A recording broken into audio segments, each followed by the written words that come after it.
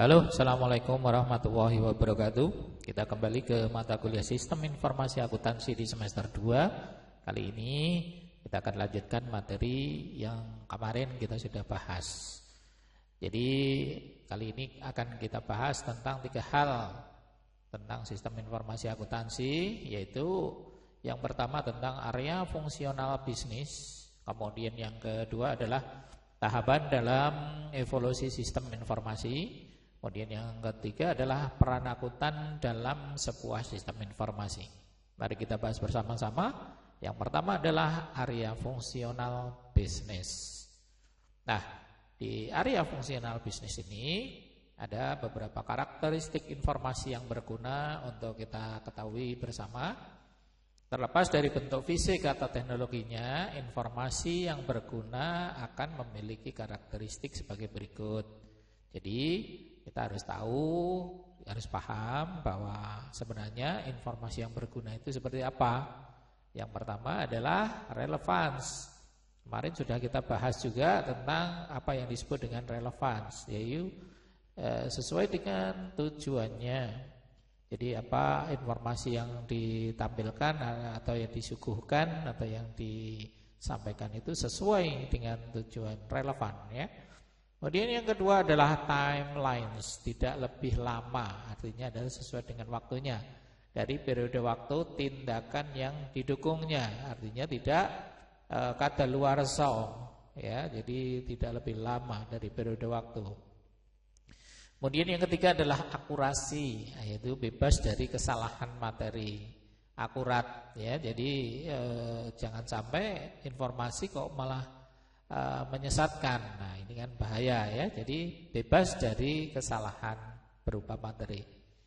Kemudian yang keempat adalah completeness, artinya semua informasi penting untuk pengambilan keputusan. Jadi jangan anggap bahwa ada satu informasi yang tidak perlu disampaikan. Nah, itu salah. Jadi semua informasi disampaikan. Dan yang terakhir adalah summarization. Jadi dikumpulkan dengan kebutuhan pengguna. Jadi informasi-informasi itu dikumpulkan, dibentuk atau disusun, disummarize lah. Kalau orang bilang dikumpulkan sesuai dengan kebutuhan pengguna. Jadi tidak sembarangan dalam mengumpulkannya. Nah, disinilah akan terlihat bahwa apabila informasi yang tidak mencakup dari kelima poin ini, maka dianggap bahwa informasinya kurang bermanfaat. Ya, jadi perlu diingat kalau nanti ada pertanyaan, ada informasi atau karakteristik informasi yang berguna itu ada 5 ini. Oke, kemudian tujuan dari sistem informasi dalam konteks bisnis, mari kita bahas bersama-sama. Yang pertama harus tujuan dari sistem informasi adalah untuk mendukung apa? Digunakan untuk mendukung apa? Yang pertama adalah fungsi kepengurusan manajemen. Jadi kita bekerja keras untuk membuat sebuah sistem informasi. Tujuan utamanya memang untuk apa? Untuk melayani kepengurusan daripada manajemen. Jadi kalau manajemen menginginkan sesuatu yang berhubungan dengan keluaran dari sistem informasi, maka itu harus dilayani. Ya, itu yang paling penting. Kemudian karena sistem informasi itu nantinya juga digunakan untuk membantu dalam pengambilan keputusan manajemen. Jadi jangan dianggap bahwa apa yang dikeluarkan dari sistem informasi itu hanya sebatas output laporan saja, tapi dia juga digunakan sebagai suatu media yang digunakan untuk membantu dalam pengambilan keputusan manajemen di masa yang akan datang. Kemudian ini jelas ya, karena setiap kali kita membuat sistem informasi pasti digunakan untuk operasi perusahaan sehari-hari, baik itu transaksi atau apapun yang berhubungan atau mencatat semua kegiatan yang ada di dalam sebuah perusahaan bisnis. Nah, kemudian kenapa harus perlunya struktur organisasi?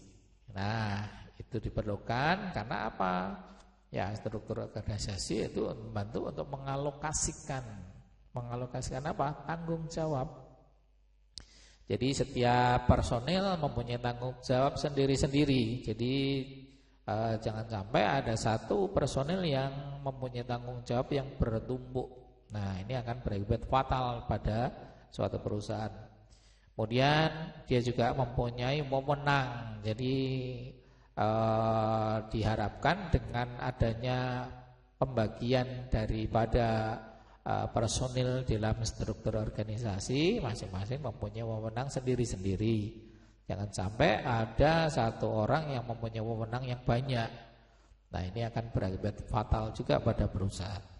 Kemudian pertanggungjawaban. Jadi apa yang dibawahinya atau apa yang dia pegang dalam suatu organisasi harus dipertanggungjawabkan.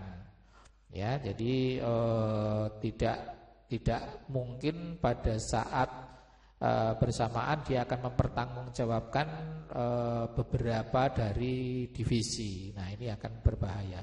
Mestinya ada satu personel yang mempunyai tanggung jawab sendiri pada setiap divisinya. Kemudian pembagian tugas juga berdasarkan pada fungsi bisnis. Itu merupakan cara pengorganisasian yang sangat umum. Jadi tidak merupakan sesuatu yang berbeda dari bisnis-bisnis yang lain, mestinya mempunyai pembagian tugas yang sama seperti itu. Ya, jadi kita perhatikan di beberapa perusahaan, beberapa instansi pasti ada yang namanya struktur organisasi yang terpilah-pilah dengan masing-masing personel atau petugas-petugas atau bagian-bagiannya sendiri-sendiri. Nah, area fungsionalnya diantaranya ada yang pertama adalah manajemen inventaris atau material. Ini fungsinya untuk apa? Divisi pembelian biasanya akan mencatat tentang pembelian sendiri, penerimaan dan penyimpanan atau gudang. Nah, ini biasanya ada area-area tersendiri ya, area fungsional tersendiri yang memang itu urgent, harus ada gitu ya. Kemudian bagian produksi yang di sana juga membuat perencanaan produksi. Karena ini biasanya urgent pada sebuah perusahaan, pastinya bagian produksi sangat dipentingkan dalam ini. Ada perencanaan produksi, kemudian kontrol kualitas atau quality control, kemudian ada pemeliharaannya atau maintenance ya. Kemudian ada bagian pemasaran, ada bagian distribusi, ada personel SDM ya, ada bagian keuangan, ada bagian akuntansi dan ada layanan komputer. Nah, ini semuanya harus ada di area fungsionalnya. Sehingga apa? Perusahaan akan berjalan dengan standar kalau mamanya memang ini semuanya ada. Nah, kemandirian daripada akuntansi, ya di sini kita lihat bahwa ada beberapa hal yang penting dalam kemandirian di bidang akuntansi. Karena apa? Akuntansi tidak boleh dicampur adukkan dengan kegiatan yang lainnya. Harus independen. Karena apa? Handalnya informasi itu membutuhkan independensi akuntansi. Jadi jangan sekali-kali pada bagian akuntansi akan dicampur adukkan dengan yang lain. Kemudian aktivitas akuntansi harus terpisah dan independen dari area fungsional yang memelihara sumber daya. Nah, ini karena rawan ya. Jadi jangan sampai pada saat kita membuat sebuah aktivitas akuntansi ternyata dia juga mengelola tentang sumber daya entah itu berhubungan dengan bahan mentah dan lain-lain. Nah, ini akan campur baur nanti, akan berakibat pada sesuatu yang tidak fair nantinya. Kemudian akuntansi juga mendukung fungsi-fungsi ini dengan informasi tetapi tidak berpartisipasi secara aktif. Jadi dalam hal ini adalah bidang akuntansi juga mendukung, cuma dia tidak aktif, tidak berperan secara aktif. Kemudian pengambilan keputusan dalam fungsi-fungsi ini juga mengharuskan informasi penting tersebut diberikan oleh sumber independen yang memastikan integritasnya. Jadi ya harus sendirilah ceritanya, tidak harus atau tidak boleh bercampur. Jadi dia akan mengetahui bahwa integritasnya adalah sebagai seorang akuntan. Kemudian sebagian daripada perusahaan-perusahaan itu juga menggunakan fungsi layanan komuter seperti ini. Nah, yang pertama ini ya, dalam pemrosesan data yang terpisah atau yang disebut dengan distribute data processing, ada di sana ada pengaturan ulang fungsi layanan komuter menjadi kecil-kecil. Biasanya ini akan dipecah-pecah menjadi kecil. Unit pemrosesan informasi terdistribusi kepada pengguna akhir. Jadi biasanya akan digunakan oleh personal-personal yang dikendalikan oleh masing-masing unit. Nah, boleh saja seperti ini, cuma akan mengakibatkan semakin susahnya untuk mengontrolnya. Nah, coba kita lihat dibandingkan dengan yang pemrosesan data secara terpusat, atau yang disebut dengan central data processing. Semua pemrosesan data akan dilakukan oleh satu atau lebih komputer yang besar. Biasanya ditempatkan di kantor pusat atau di mana, yang melayani penggunaan semua organisasi. Jadi unit-unitnya akan mengacu kepada komputer besar itu. Jadi area utamanya adalah administrasi basis data, pengolahan data, pengembangan sistem dan pemeliharaan sistem. Nah, ini akan lebih terpusat dan mudah dikendalikan. Cuma hal ini juga ada kelemahannya. Jadi kalau seandainya ada kerusakan pada sistem terpusat ini, semuanya tidak bisa mengerjakannya. Beda kalau yang terpisah tadi, misalnya dari unit tertentu rusak, maka yang lainnya tetap bisa jalan gitu. Nah, ini ada. Lah, kebanyakan dari perusahaan-perusahaan ya, sebagian besar dari perusahaan-perusahaan itu ada di tengah-tengahnya. Artinya ada yang terpisah dan ada yang terpusat. Ada hal-hal tertentu yang harus terpusat dan ada hal-hal tertentu yang terpisah pelayanan komputernya. Supaya bisa mencakup semuanya. Nah, ini ada beberapa yang seperti itu. Nah, kita lihat keuntungan daripada menggunakan pemrosesan data komputer secara terpisah. Yang pertama, pengurangan biaya dalam tugas perangkat keras dan entry data. Biasanya karena kecil komputer-komputernya, maka ya lebih murah biasanya. Kemudian peningkatan tanggung jawab pengendalian biayanya juga lebih terkendali gitu ya. Peningkatan kepuasan pengguna karena kontrol lebih dekat ke tingkat pengguna, ya betul, karena pencadangan data dapat ditingkatkan melalui penggunaan beberapa situs penyimpanan data, bisa ya dengan menggunakan cloud gitu ya. Kemudian potensi kerugiannya, nah ini kehilangan kendali. Biasanya kalau mamanya setiap unitnya itu mempunyai keinginan sendiri-sendiri, maka tidak dapat dikendalikan. Yang kedua, salah urus sumber daya perusahaan. Nah, ini yang bahaya. Jadi perusahaan akan tidak bisa terkontrol, tidak bisa mengontrol karena setiap unitnya mempunyai komputer sendiri, pelayanan komputer sendiri-sendiri. Ketidakcocokan dengan perangkat keras dan perangkat lunak karena satu dengan yang lainnya tidak sama. Misalnya menggunakan perangkat keras yang berbeda speknya, apalagi perangkat lunaknya menggunakan sistem yang berbeda juga. Nah, ini juga akan mengakibatkan potensi kerugian. Kemudian tugas dan data yang berlebihan, ada mengkonsolidasikan tugas, biasanya dipisahkan. Jadi setiap orang akan beda-beda, setiap unit misalnya selalu perusahaan, tapi unit-unitnya berbeda, akan tugasnya juga berbeda-beda. Kesulitan menarik personel yang berkualitas karena yaitu berbeda-beda. Kurangnya standar karena tidak mempunyai atau kesamaan dari setiap unitnya berbeda-beda. Nah, model proses yang manual, ya model proses manual ini pemrosesan transaksi. Saya contohkan di sini pemrosesan informasi dan akuntansi dilakukan secara fisik oleh orang-orang, biasanya menggunakan dokumen kertas. Nah, kalau ini Biasanya ada beberapa perusahaan yang masih menggunakan proses transaksi pada bidang-bidang tertentu. Karena apa? Biasanya tidak bisa digantikan oleh mesin, biasanya begitu. Tapi hal ini sudah mulai sekarang dipindahkan ke sistem informasi semuanya. Nah, di sini berguna untuk apa? Dipelajari karena apa? Membantu menautkan kursus sistem informasi akuntansi ke kursus akuntansi lainnya. Biasanya apa? Kursus akuntansi manual atau apa ya? Seringkali lebih mudah untuk memahami proses bisnis ketika tidak adanya teknologi. Ya kayak akuntansi atau perhitungan laba rugi dan lain-lain. Misalnya kita belajar tentang akuntansi tapi menggunakan sistem informasi, kalau dilogikakan agak susah. Tapi kalau mamanya kita mengerjakan secara manual menggunakan kertas, begitu mengerjakan pencatatan transaksi, jurnal dan lain-lain secara manual, itu biasanya akan lebih mudah untuk dipelajarinya. Kemudian yang ketiga adalah memfasilitasi pemahaman pengendalian internal.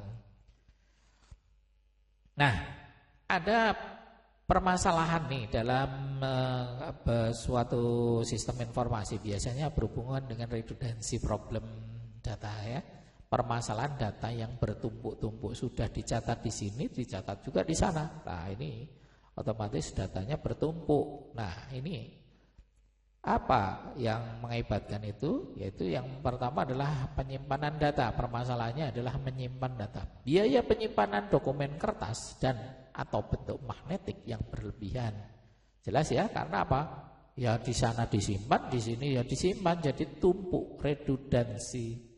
Jadi mengakibatkan tidak efektifnya dan tidak efisiennya data yang sudah atau dibuat secara bertumpuk atau berganda lah ceritanya ya. Kemudian pembaruan data juga susah karena apa? Perubahan atau penambahan harus dilakukan beberapa kali perform. Karena apa? Kalau mamanya di sini diperbaiki, otomatis di sana mempunyai data yang sama tapi belum diperbaiki kan jadi masalah. Harusnya ini diperbaiki, sana diperbaiki. Nah, itu yang mengakibatkan susahnya kalau mamanya ada redundansi data. Kemudian informasi keuangan juga berakibat fatal karena potensi masalah karena gagal memperbarui semua file yang terpengaruh. Karena mamanya suatu saat kita mempunyai sistem informasi keuangan, ada yang kita rubah di sini, otomatis yang lainnya juga berubah. Ya, karena ada rumus yang menuju ke sana ditambah, maka otomatis di sana akan bertambah. Lah ini kalau mamanya tidak diupdate atau ada redundansi, maka semuanya juga harus ditambah bersama-sama. Nah itulah yang mengakibatkan ada permasalahan yang tidak baik apabila adanya data yang bertumpuk. Kemudian ketergantungan data dengan tugas ya, ketidakmampuan pengguna untuk mendapatkan informasi tambahan saat kebutuhan informasinya berubah ya, karena apa? Karena kurang up to date. Sini di up to date tapi yang lainnya tidak. Karena apa? Bertumpuk.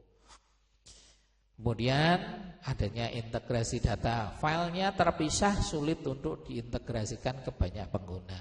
Ya, walaupun sebenarnya itu filenya sama tapi bertumpuk. Jadi ada beberapa orang yang melihat ke sini ternyata belum di up to date misalnya, gitu ya. Sementara yang pusatnya sana sudah, contohnya seperti itu. Nah ini, jadi kalau nanti ada beberapa pertanyaan tentang permasalahan data yang bertumpuk atau data redundancy problem, maka penjenengan jawabnya ada 5 poin ini ya. Jadi sangat dipahami bahwa sangat merugikan bila kita mempunyai data yang bertumpuk atau redundansi. Nah, sekarang kita akan masuk ke peran akuntan dalam sebuah sistem informasi. Akuntan adalah sebagai pengguna sistem informasi pertama ya. Jadi dia juga menggunakan sistem informasi. Akuntan harus dapat dengan jelas menyampaikan kebutuhan mereka kepada para profesional sistem yang merancang sistem. Jadi seorang akuntan harus paham, oh ini saya harus butuh yang namanya pencatatan apa. Ya biasanya kalau akuntan akan mencatat ke transaksi kegiatan sehari-hari, berarti disampaikan kepada yang membuat sistem itu ya, caranya menginput pakai apa, menggunakan apa, bisa menggunakan keyboard atau menggunakan apa, monggo dikonsultasikan dengan profesional pembuat sistem. Akuntan juga harus aktif berpartisipasi dalam proyek pengembangan sistem untuk memastikan desain sistemnya sesuai. Ya, harus aktif karena apa? Jangan sampai pada saat sistemnya sudah jadi ternyata tidak sesuai dengan yang diinginkan oleh akuntan. Cara nginputnya nggak kayak gini misalnya gitu ya. Nah, itu harus konsultasi dan harus aktif dalam proses pembuatannya sistem informasinya. Kemudian yang kedua, akuntansi sebagai desainer sistem. Nah, di sini fungsi akuntansi bertanggung jawab atas sistem konseptual, jadi pemikir ya. Sedangkan fungsi komputer hanya bertanggung jawab atas sistem fisik yang menjalankannya ya. Jadi komputer itu menjalankannya, kalau yang akuntan adalah yang memikirkannya atau konseptualnya. Kemudian sistem konseptual menentukan sifat informasi yang dibutuhkan, baik sumbernya, tujuannya, dan aturan akuntansi yang harus diterapkan seperti apa. Ya, jadi seorang akuntan harus menentukan dulu apabila nanti akan dibangun sebuah sistem informasi, dia yang akan memberikan arahan bahwa ini harus seperti ini, sistemnya harus seperti ini, keluarannya juga harus seperti ini, prosesnya seperti ini. Nah, ini sebagai desainer dalam sebuah sistem. Dan yang ketiga, akuntan adalah sebagai auditor sistem. Nah, auditor eksternal itu membuktikan wajar enggak laporan keuangan yang dibuat oleh sistem. Nah, ini penting untuk itu ya. Layanan asuransinya cakupannya lebih luas daripada audit pengesahan tradisional. Kemudian auditor teknologi informasi juga mengevaluasi teknologi informasi yang digunakan, seringkali sebagai bagian dari audit eksternal ya. Jadi akuntan juga mengevaluasi teknologi informasinya apakah mampu untuk mengerjakan daripada kegiatan-kegiatan akuntan atau tidak gitu ya. Jadi biasanya akan meminta persetujuan daripada akuntan. Kemudian yang ketiga adalah auditor internal. Nah, di sini adalah memberikan layanan penilaian sistem informasi yang digunakan dan teknologi informasi internal yang digunakan. Nah, ada beberapa yang perlu penjenengan pahami ya. Tugas dari akuntansi itu ada 3. Yang pertama tadi sebagai perlu diulang ya. Akuntan sebagai pengguna sistem informasi, kemudian akuntan sebagai desainer sistem, kemudian yang ketiga adalah akuntan sebagai auditor sistem. Nah, teman-teman, saya kira itu dulu untuk materi kali ini. Semoga bisa dimengerti dan dipahami apa yang saya sampaikan baru saja, dan semoga ini dapat bermanfaat bagi Anda semuanya, dapat dijadikan tambahan ilmu pengetahuan yang bisa Anda jadikan sebagai bekal untuk mencapai cita-cita panjenengan. Saya kira itu dulu, mohon maaf kalau ada kekurangan saya akhiri dulu. Wassalamualaikum warahmatullahi wabarakatuh.